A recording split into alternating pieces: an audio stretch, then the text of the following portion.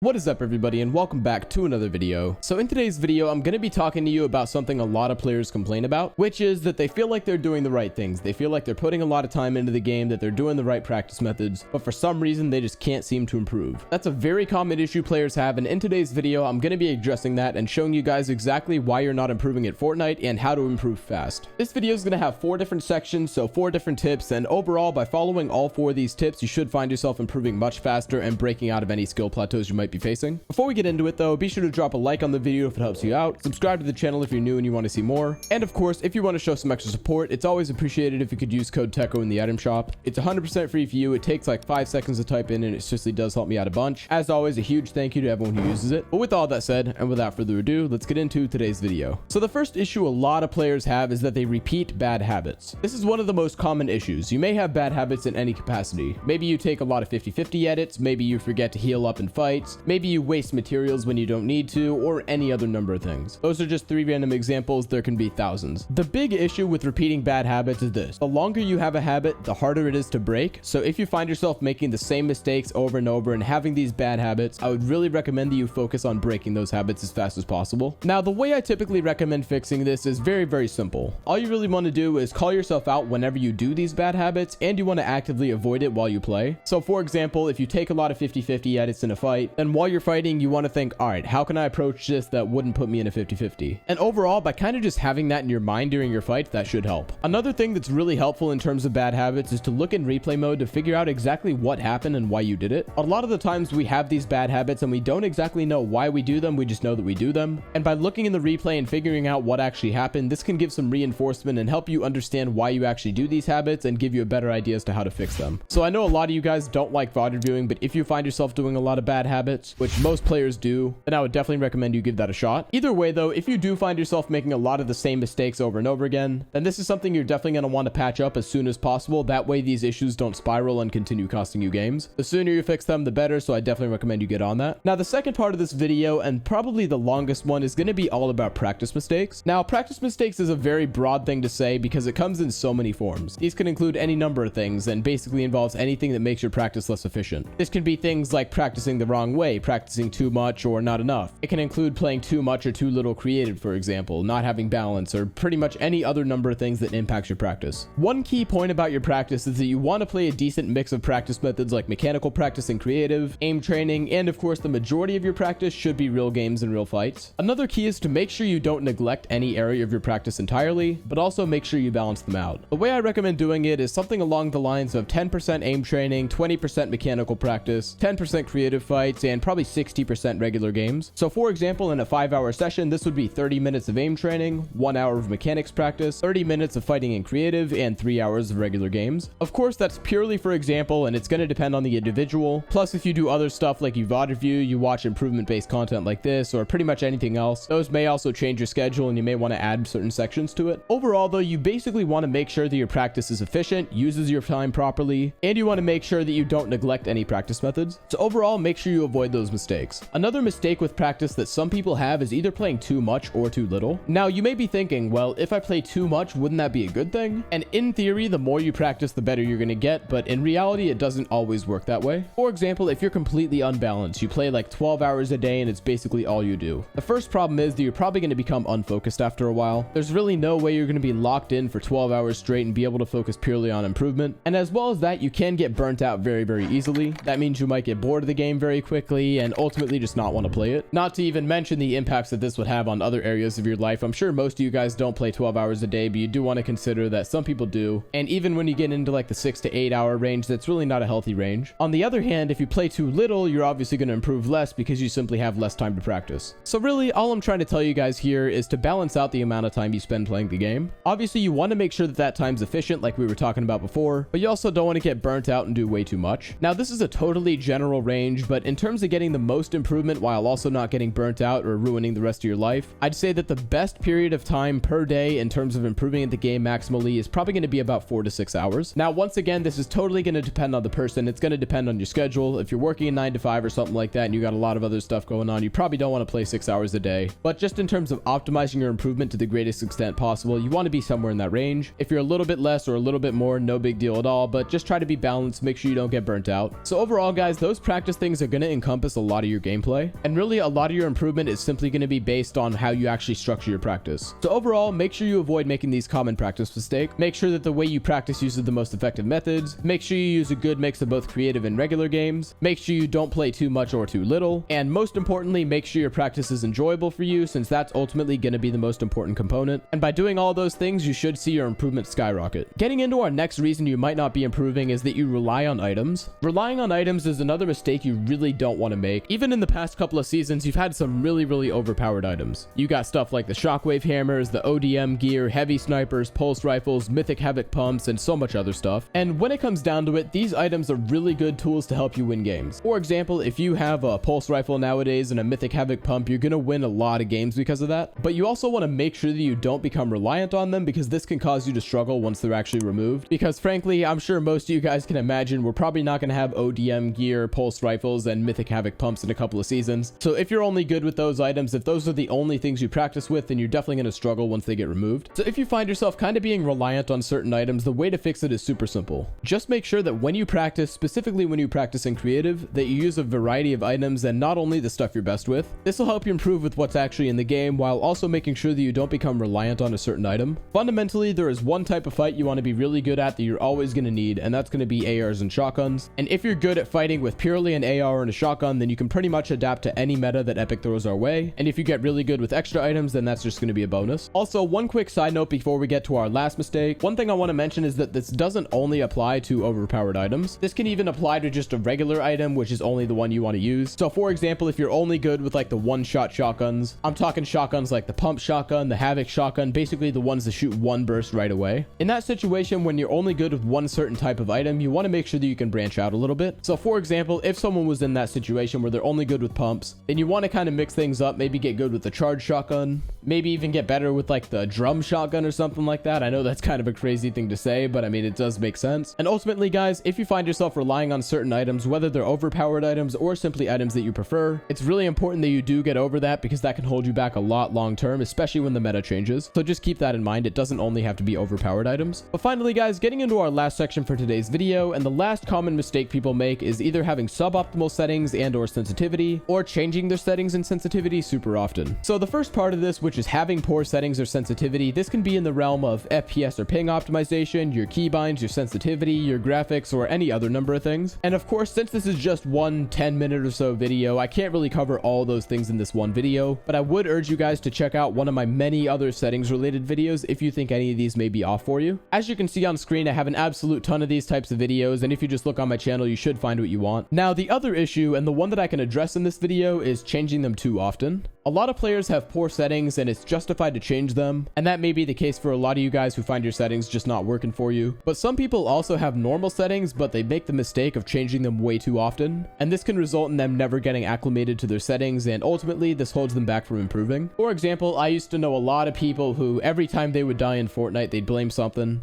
Generally, this would come down to the sensitivity, so they'd basically die in every single game. They'd raise or lower their sensitivity, and at that point, you really can't build any muscle memory with your sensitivity, so it's all going to come down to your mouse control, and really, it's just a bad way to play because you're basically randomizing things so often that your brain can't get used to them. And of course, this can apply to keybinds or your other settings, even like DirectX 11, 12, or performance mode. It can apply to so many different things, so ultimately, you want to find what works for you, but you also don't want to change it so often that you can't get used to anything. So just try to balance that out. And really, you only want to make changes to these things like your keybinds, your sensitivity, or anything like that if you actually have a good reason to do it, and if you plan to stick with it long term. And if you find yourself doing a lot of the stuff that I've talked about, then avoiding it should definitely be a game changer. But with that said, guys, that's going to wrap it up for today's video on the most common reasons why you might not be improving at Fortnite. Overall, I covered 4 different categories of mistakes in this video, and odds are, if you're not improving at Fortnite, then some, if not all, these should be applicable to you. So if you can fix all these mistakes I've talked about, then you should definitely see a lot of improvement. If you enjoyed this video, or if it helped you out, then be sure to drop a like on it. If you want to see more tips and tricks content just like this in the future, if you want to become absolutely nasty at Fortnite, then be sure to hit that subscribe button. And lastly, if you want to show some extra support, it's always appreciated if you could use code Teckoh in the item shop. It takes like 5 seconds to type in, and it seriously does help me out a bunch. As always, a big thank you to everyone who uses it. But with all that said, guys, thank you all for watching this video, and I'll see you guys in the next one. Bye for now.